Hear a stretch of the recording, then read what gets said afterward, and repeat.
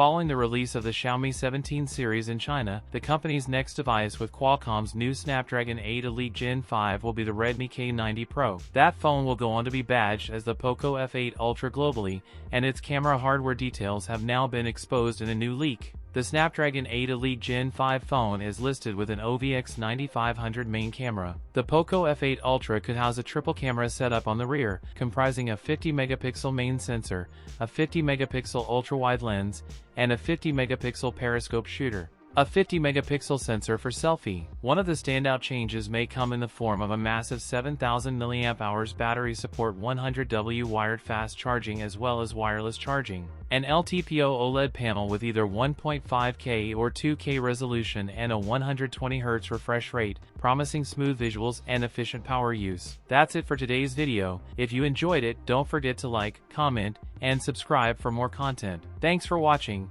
and I'll see you in the next one.